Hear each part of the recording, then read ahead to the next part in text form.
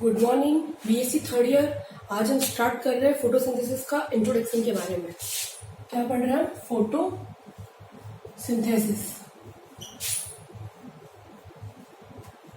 इसका इंट्रोडक्शन पढ़ेंगे हम। सबसे पहले कल हमने इसके फैक्ट्स पढ़े थे, कल हमने इसकी हिस्ट्री पढ़ी थी और इसकी एक रिएक्शन बनाई थी। उसकी रिएक्शन के बारे में हमने थोड़ा बहुत नॉलेज बताया था कि भाई इस रिएक्शन में किसने क्या मत दिया है और इसमें किसने बताया कि भाई कार्बन डाइऑक्साइड की अनिवार्यता के बारे में किसने बताया और हाइड्रोजन जल की अनिवार्यता के बारे में किसने बताया। ये सब हमने कल पढ़ा था हिस्ट्री में।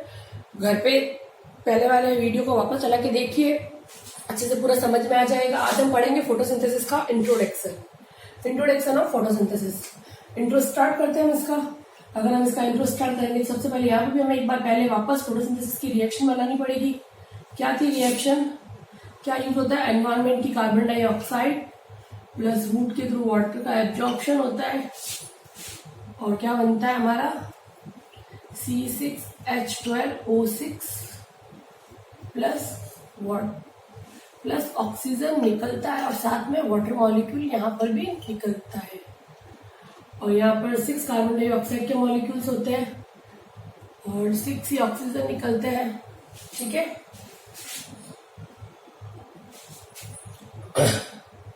आया समझ में? और ये भी 6 होते हैं, 6 वाटर के मॉलिक्यूल्स। आया समझ में? यहाँ तक कोई प्रॉब्लम तो नहीं है? ये रिएक्शन मैंने कल बताई थी तुम्हें। और 12 वाटर के मॉलिक्यूल्स होते हैं और इनको किसने क्या दिया था? ये तो एक रिएक्शन, एक बेसिक रिएक्शन है हमारे फोटोसिंथेसिस की। ठीक है, ये तो फोटोसिंथेसिस की बेसिक रिएक्शन है। अब आज हम इसके इंट्रोडक्शन में अगर हम पढ़ते हैं, फोटोसिंथेसिस को ही बोलते हैं प्रकाश संश्लेषण, प्रकाश का। और यहाँ पर किसकी? यूवी या फोटोन या क्वांटास या सनलाइट बोल सकते हैं, जिसकी प्रेजेंस में होती है ये रिएक्शन। और ये क्या होती है? क्लोरोप्लास्ट में जो क्लोरोफिल प्रेजेंट होता है उसके द्वारा होती है, पिगमेंट। इसी को बोलते हैं प्रकाश संश्लेषण। जब इस रिएक्शन के बारे में हम पढ़ना शुरू करते हैं तो हम सबसे पहले बताते हैं कि प्रकाश संश्लेषण क्या है। प्रकाश संश्लेषण एक रेडॉक्स रिएक्शन है। कैसी रिएक्शन है? एक रेडॉक्स रिएक्शन कैसे है भाई? क्योंकि इसमें क्या होता है, रेडॉक्स रिएक्शन होने का कारण है इस रेडॉक्स कार्बन, ये कैसी एक रिडॉक्शन रिएक्शन है। इसका मतलब इसमें ऑक्सीकरण और अपचयन दोनों हो रहा है। रिडॉक्स रिएक्शन का मतलब होता है जिसके अंदर ऑक्सीकरण एवं अपचयन दोनों होते हैं। उस रिएक्शन को बोलते हैं हम रिडॉक्स रिएक्शन। ठीक है, तो कैसे होता है ऑक्सीकरण और कैसे होता है? यहाँ पर होता है जल का तो ऑक्सीकरण, जो वाटर होता है उसका ऑक्सीकरण होता है, जिससे क्या बनता है? रिडॉक्स रिएक्शन है, जल का ऑक्सीकरण होता है और कार्बन डाइऑक्साइड का अपचयन होता है। तो कार्बन डाइऑक्साइड का यहाँ पर क्या हो रहा है? यहाँ पे जो कार्बन डाइऑक्साइड है उसका हो रहा है अपचयन, और अपचयन के थ्रू क्या बनेगा? कार्बोहाइड्रेट मॉलिक्यूल, ये बन रहा है अपचयन के थ्रू। ठीक है, दूसरा है हमारा वाटर का। क्या होता है? यहाँ पर ऑक्सीकरण हो रहा है वाटर का, ऑक्सीकरण। और जब वाटर का ऑक्सीकरण होता है तो क्या बनता है? ऑक्सीजन मॉलिक्यूल निकलते हैं। ठीक है, वाटर के ऑक्सीकरण से क्या बनता है हमारा? वाटर के ऑक्सीकरण से जल का अपघटन होता है। जल का जब ऑक्सीकरण होता है तो क्या बनता है? ऑक्सीजन। ठीक है, और जो शर्करा बनती है तो इसको हम ऐसे भी लिख सकते हैं कि भाई रिडॉक्स रिएक्शन प्रकाश संश्लेषण के अंदर जल का, ऐसे लिख सकते हैं हम, प्रकाश संश्लेषण में जल का तो होता है जल का ऑक्सीकरण। ये इसकी डेफिनेशन लिख सकते हैं, जल का ऑक्सीकरण होता है तथा कार्बन डाइऑक्साइड का, और जो कार्बन डाइऑक्साइड है उसका, कार्बन डाइऑक्साइड का होता है अपचयन, जिससे उत्पाद के रूप में क्या बनता है? शर्करा, शुगर उत्पाद बनता है। शर्करा वसा उत्पाद के रूप में बनती है। स उत्पाद बनता है हमारा ऑक्सीजन। ठीक है, इज दैट क्लियर? यहां तक आया समझ में तुम्हें? सह उत्पाद के रूप में ऑक्सीजन क्या होती है, लिबरेट होती है, इसको हम लिख सकते हैं सह उत्पाद के रूप में ऑक्सीजन मुक्त होती है। और ये ऑक्सीजन क्या करेगी, वातावरण में जाकर वातावरण को यह शुद्ध बनाए रखेगी। ये जो ऑक्सीजन यहाँ से लिबरेट हो रही है, ये ऑक्सीजन क्या करेगी, यहाँ से मुक्त होकर एनवायरमेंट को एकदम प्योर बनाएगी। एनवायरमेंट को, जो एनवायरमेंट है उसको प्योर बनाए रखने में सहायता करती है। कार्बन डाइऑक्साइड एक तरह की अशुद्ध वायु होती है जो ऑक्सीजन के अंदर कार्बन डाइऑक्साइड और जब वाटर रिएक्शन करता है तो एक तो सुगर मॉलिक्यूल बनता है शर्करा जो उत्पाद के रूप में, और सह उत्पाद के रूप में बनता है ऑक्सीजन।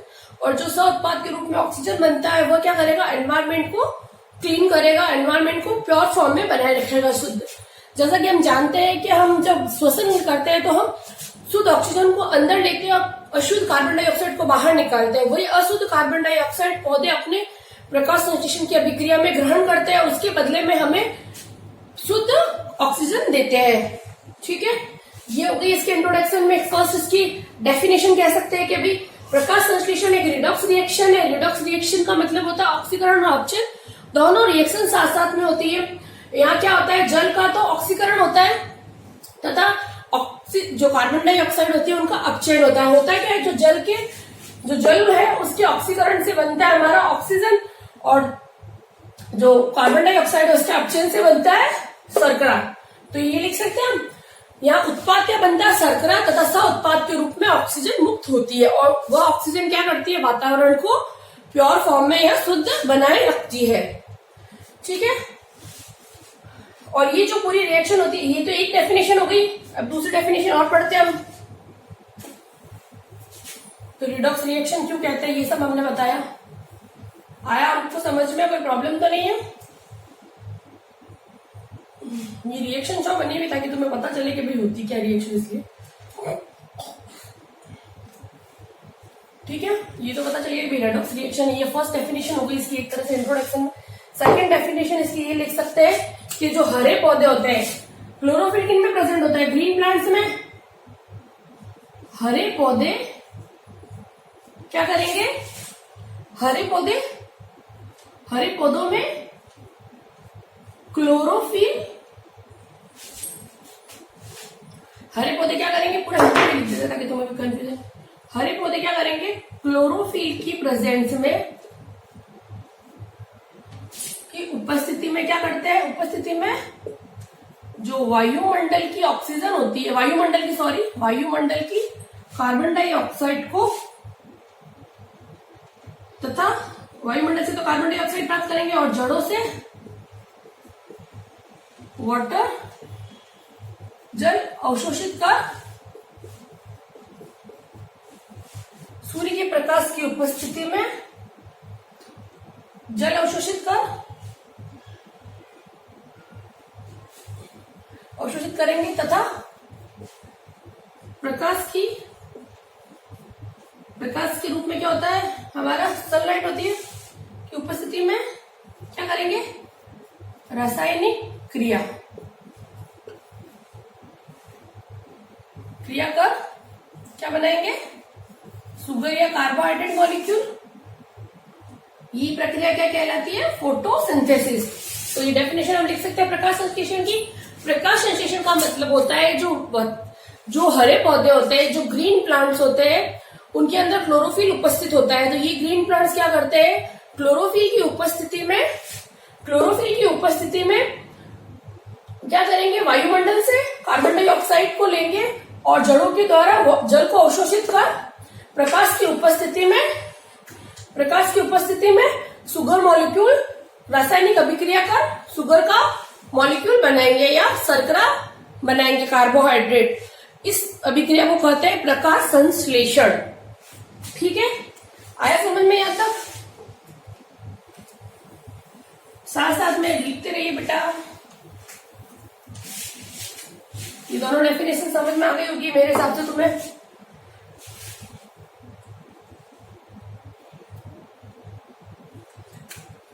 ये प्रक्रिया, ये जो रिएक्शंस होती है ये 3 स्टेप्स में होती है। इनके स्टेप्स लिख सकते हैं। फर्स्ट स्टेप होता है इसके अंदर जल का ऑक्सीकरण। पहले तो जल का ऑक्सीकरण होगा,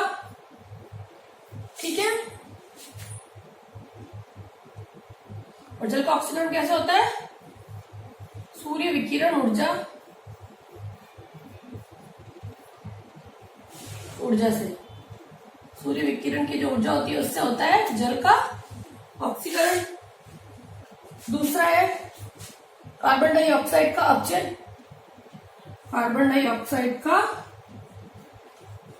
अपचयन, और ये अपचयन कैसे होता है? अपचयन होता है हमारे जो ऑक्सीकरण के द्वारा जो ऊर्जा प्राप्त होती है उसके द्वारा, ऑक्सीकरण से प्राप्त ऊर्जा द्वारा, ऑक्सीकरण से प्राप्त ऊर्जा द्वारा कार्बन डाइऑक्साइड का अपचयन होता है। स्टेप है ये, पहला स्टेप, दूसरा स्टेप और तीसरा स्टेप है हमारा शर्करा या शुगर का निर्माण।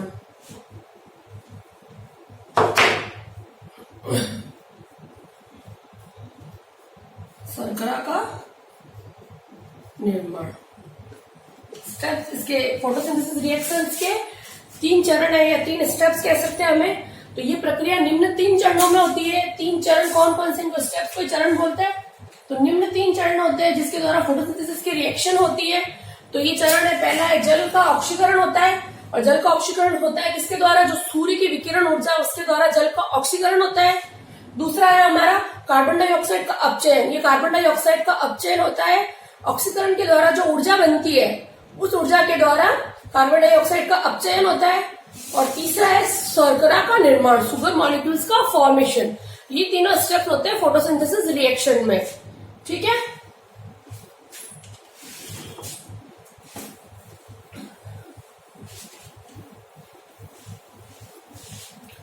अब आगे हम पढ़ेंगे इसके कुछ फैक्ट्स हैं, इसके फैक्ट्स के बारे में पढ़ते हैं हम।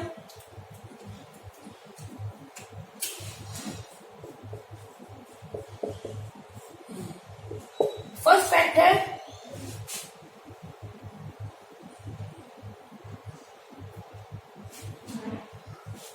जो टोटल फोटोसिंथेसिस होता है, टोटल फोटोसिंथेसिस का 90%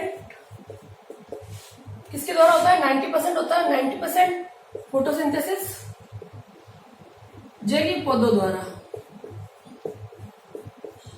जलीय पौधे कौन से लिए इसके अंदर? जो महासागरीय शैवाल होते हैं।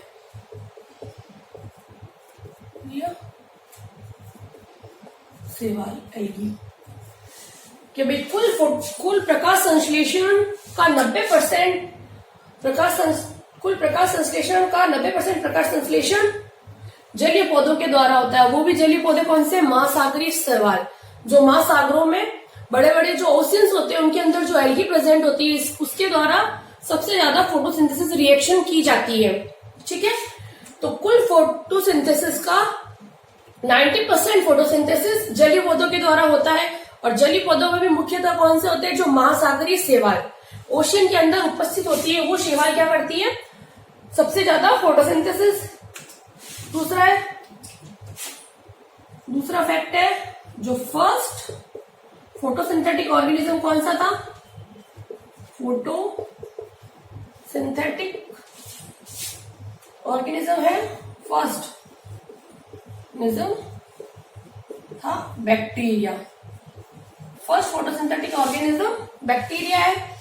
और first oxygenic photosynthetic organism, first oxygenic photosynthetic organism कौन सा है? हमारा साइनोबैक्टीरिया। साइनोबैक्टीरिया को बीजीए बोलते हैं, ब्लू ग्रीन एल्गी, ठीक है। फैक्ट समझ में आया? पहला फैक्ट है कुल फोटोसिंथेसिस रिएक्शन, जो कुल प्रकाश संश्लेषण की अभिक्रिया होती है उसका 90% फोटोसिंथेसिस जलीय पौधों महासागरीय शैवालों द्वारा की जाती है। दूसरा है फर्स्ट फोटोसिंथेटिक ऑर्गेनिज्म है बैक्टीरिया। और तीसरा है हमारा फर्स्ट ऑक्सीजेनिक फोटोसिंथेटिक ऑर्गेनिज्म है साइनोबैक्टीरिया, ब्लू ग्रीन एल्गी, ठीक है।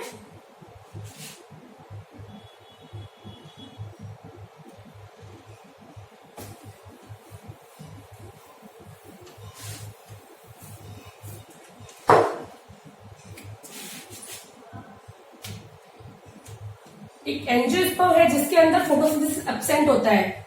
कौन सा एंजियोस्पर्म है? उस एंजियोस्पर्म का नाम है एंजियोस्पर्म क्यूस्ट्यूटा। ये एंजियोस्पर्म है। एंजियोस्पर्म एक प्लांट है, एंजियोस्पर्म है, और इसके अंदर क्या होता है? फोटोसिंथेसिस नहीं होता है।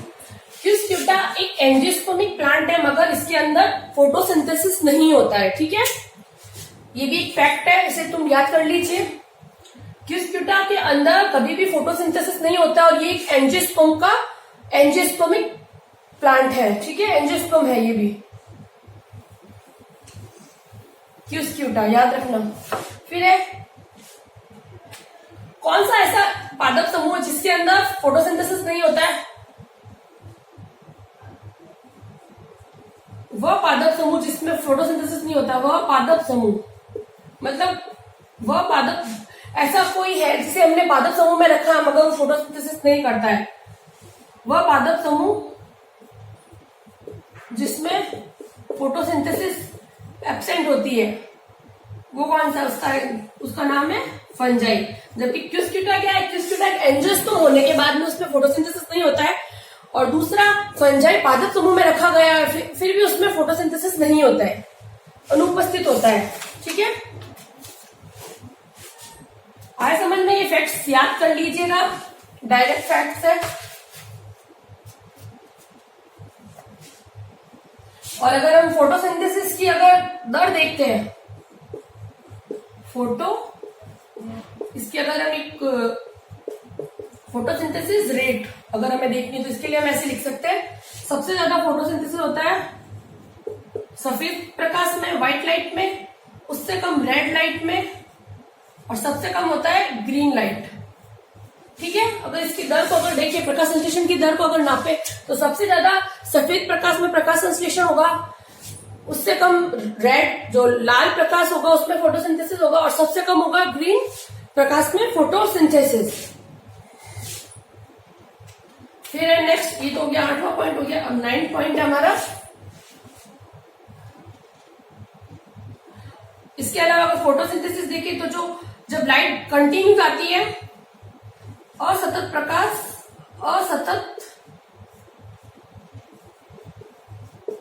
डिसकंटिन्यूस लाइट के अंदर फोटोसिंथेसिस ज्यादा होता है बजाय सतत प्रकाश में।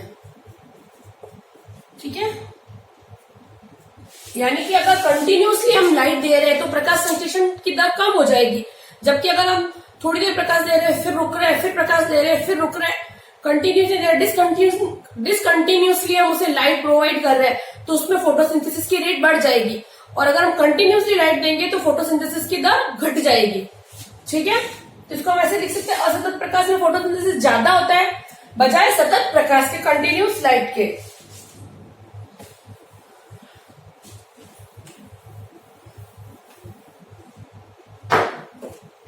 फिर है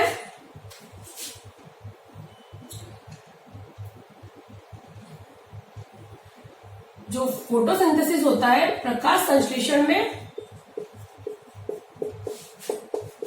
इलेक्ट्रॉन ग्राही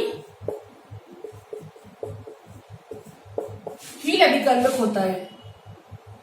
जो हील अभिकर्मक होते हैं, हील रिएजेंट, और ये कौन कौन से हील रिएजेंट्स? पहला है NADP प्लस, दूसरा है हमारा फेरिसाइनाइड,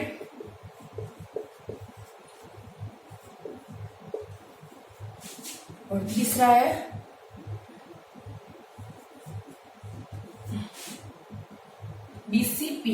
DCPIP।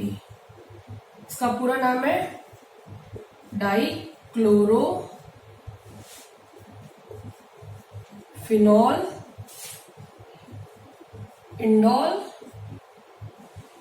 इंडोफिनॉल, डाइक्लोरो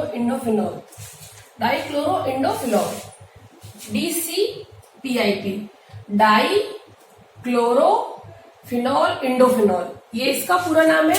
तो प्रकाश संश्लेषण में इलेक्ट्रॉन ग्राही कौन होते हैं? हील रिएजेंट या हील अभिकर्मक। वो हील अभिकर्मक 3 है। पहला है NADP प्लस, दूसरा है फेरिसाइनाइड, और तीसरा है हमारा DCPIP, डाइक्लोरोफिनॉल इंडोफिनॉल। ठीक है,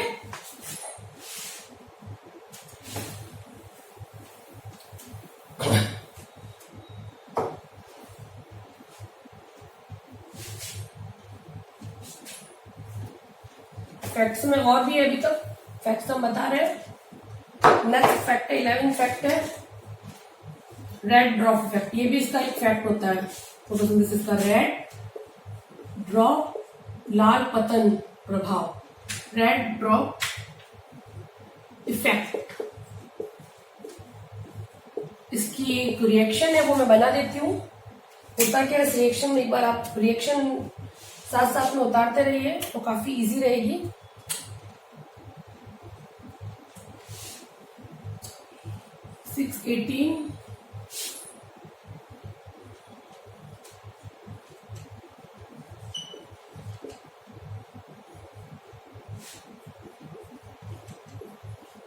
फोटोसिंथेटिक पिगमेंट एक बार मैं बना लेती हूँ, फिर मैं तुम्हें अच्छे से एक बार वापस हम डिस्कस करेंगे इसके बारे में। मैं समझा दूंगी तुम्हें, तुम साथ साथ में अगर नोट डाउन कर रहे हो तो ये साथ साथ में नोट डाउन कर लीजिए। फिर होता है PS first, P700,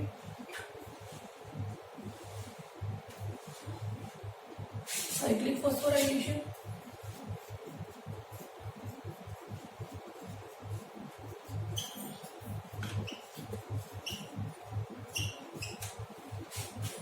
then 280p,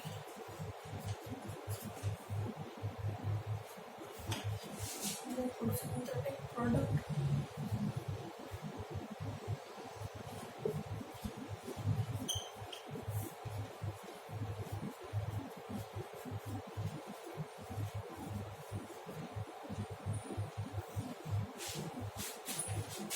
then red dot effect.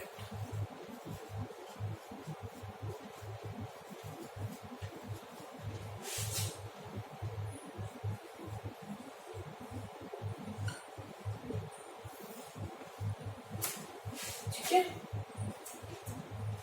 और PS फर्स्ट यहाँ पर क्या होता है, क्लोरोफिल E700, क्लोरोफिल E700।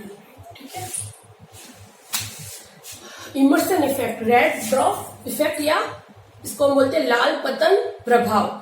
लाल, ये भी इसका फैक्ट्स है। फोटोसिंथेसिस के फैक्ट्स के अंदर हमने 10 फैक्ट पढ़ चुके, 11 फैक्ट है रेड ड्रॉप इफेक्ट, लाल पतन इफेक्ट प्रभाव। इसके अंदर क्या होता है, इसके अंदर 680 नैनोमीटर से ज्यादा लाइट होती है। जब इससे ज्यादा की तरंग दैर्ध्य होती है तो उस समय क्या होता है, वो लाइट जब फोटोसिंथेटिक पिगमेंट इसको ग्रहण करता है तो जो PS फर्स्ट होता है वो एक्टिवेट हो जाएगा। और जब PS फर्स्ट एक्टिवेट होगा तो वो क्या करेगा, साइक्लिक फॉस्फोराइलेशन। जब साइक्लिक फॉस्फोराइलेशन होता है तो 2 ATP का फॉर्मेशन होता है, जो क्या बनाता है, फोटोसिंथेटिक प्रोडक्ट। और इस फोटोसिंथेटिक प्रोडक्ट्स की वजह से क्या होता है, रेड ड्रॉप इफेक्ट। ठीक है, ये प्रभाव सबसे पहले किसने बताया था, इमर्सन और एर्नोल्ड ने। और ये इफेक्ट किसने बताया था, सबसे पहले इमर्सन एंड एर्नोल्ड ने। ये हमने कल डेफिनेशंस पढ़ी थी, उसके अंदर मैंने नाम बताया। कल हमने जब इसकी हिस्ट्री के अंदर ये हम पढ़ चुके हैं कि इमर्सन एंड एर्नोल्ड ने रेड ड्रॉप इफेक्ट बताया था। और किसमें बताया था, क्लोरेला के अंदर। जो क्लोरेला नाम की शैवाल होती है, इनके अंदर इन्होंने सबसे पहले रेड ड्रॉप इफेक्ट को बताया था। किसके अंदर, क्लोरेला शैवाल में। ये हम कल हिस्ट्री में पढ़ चुके, एक बार वापस हमने रिपीट किया है। ठीक है, इन्होंने क्या बताया था कि जब 680 नैनोमीटर से ज्यादा की प्रकाश को अगर ज्यादा क्या मतलब, अगर हम 680 नैनोमीटर से ज्यादा की प्रकाश की तरंग दैर्ध्य को अगर क्लोरेला फंजाई के ऊपर डालते हैं तो क्या होगा, उसके अंदर प्रकाश संश्लेषण का उत्पाद भी कम बनेगा। जब प्रकाश संश्लेषण का उत्पाद कम बनेगा तो प्रकाश संश्लेषण के उत्पाद में भी कमी आएगी। और जब प्रकाश संश्लेषण के उत्पाद में कमी आएगी तो इस कमी को हम क्या कहेंगे, रेड ड्रॉप इफेक्ट, लाल पतन प्रभाव। इन्होंने कहा है कि जब 680 नैनोमीटर से ज्यादा की लाइट या तरंग दैर्ध्य, प्रकाश की तरंग दैर्ध्य को क्लोरेला के ऊपर हम आपतित करते हैं, जैसे हम क्लोरेला के ऊपर इतनी लाइट को आपतित करेंगे तो क्या होगा, उनके अंदर प्रकाश संश्लेषण के उत्पाद में कमी आ जाएगी। जैसे प्रकाश संश्लेषण के उत्पाद में कमी आएगी तो प्रकाश संश्लेषण का उत्पादन में भी कमी आ जाएगी। इस कमी को हम क्या बोलेंगे, रेड ड्रॉप इफेक्ट। इसका कारण क्या होता है कि भाई रेड ड्रॉप होने का कारण क्या है, जब 680 नैनोमीटर से अधिक प्रकाश, लाल प्रकाश से संबंधित जब हम क्लोरेला पर आपतित होती है तो केवल वर्णक तंत्र, इसका कारण क्या है कि भाई रेड ड्रॉप इफेक्ट का कारण क्या है कि जब हम 680 नैनोमीटर की लाइट अगर हम क्लोरेला के ऊपर डालते हैं तो फोटोसिंथेटिक पिगमेंट का केवल पीएस फर्स्ट सिस्टम ही एक्टिवेट होता है, और ये जब ये क्या करेगा, इस लाइट को एब्जॉर्ब करेगा, अवशोषित कर लेता है, जिससे क्या होगा, केवल साइक्लिक फॉस्फोराइलेशन ही होगा। और जब साइक्लिक फॉस्फोराइलेशन होता है तो केवल 2 एटीपी का ही फॉर्मेशन होता है, और ये बहुत कम एटीपी होते हैं प्रकाश संश्लेषण के उत्पाद को बनाने के लिए, इसलिए इस इफेक्ट को बोलते हैं हम रेड ड्रॉप इफेक्ट। एक बार मैं वापस रिपीट कर लेती हूँ ताकि तुम्हें कोई कंफ्यूजन नहीं हो। कारण क्या है रेड ड्रॉप इफेक्ट का, जब हम 680 नैनोमीटर से ज्यादा की लाइट को क्लोरेला नामक शैवाल के ऊपर आपतित करते हैं तो उस समय उनके अंदर फोटोसिंथेटिक पिगमेंट का जो पीएस फर्स्ट तंत्र होता है, पीएस फर्स्ट सिस्टम होता है, जिसको हम बोलते हैं पीएस 700 क्लोरोफिल 700 एक्टिवेट होता है, और ये एक्टिवेट होकर क्या कराएगा, केवल साइक्लिक फोटोफॉस्फोराइलेशन ही कराएगा, जिससे केवल 2 एटीपी का निर्माण होगा। ये 2 एटीपी फोटोसिंथेसिस के उत्पादन को बहुत कम बनाती है, फोटोसिंथेसिस के जो उत्पाद होते हैं उनका बहुत कम निर्माण करती है, इसीलिए इस प्रभाव को हम बोलते हैं रेड ड्रॉप इफेक्ट। ठीक है, आया समझ में यहां तक?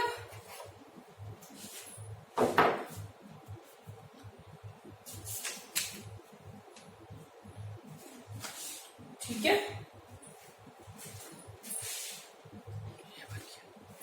अब आगे है हमारा, आगे हम बढ़ेंगे, इसी का 12th है triple E effect.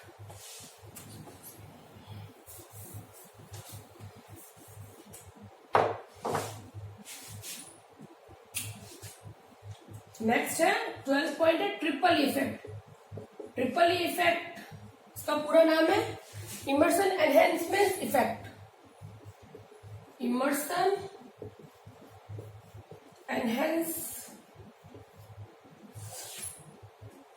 Enhancement effect. ठीक है, इस इफेक्ट में क्या होता है, जब हम 680 नैनोमीटर से ज्यादा प्लस मिश्रित लाइट दे रहे हैं, हम 6 नैनोमीटर से कम मिक्स्ड लाइट देते हैं, ये मिक्स्ड तरंग देते की लाइट हो गई, देते तो ये दोनों लाइट अगर हम क्लोरेला पे देंगे तो क्या होगा, क्लोरेला, ये मिक्स लाइट देते हैं हम क्लोरेला पे, जब ऐसे मिक्स लाइट देंगे तो क्या होगा, इनमें जो पीएस फर्स्ट है एंड पीएस सेकंड दोनों एक्टिवेट हो जाएंगे, और पीएस फर्स्ट क्या करेगा, पीएस फर्स्ट तो करेगा साइक्लिक फोटोफॉस्फोराइलेशन,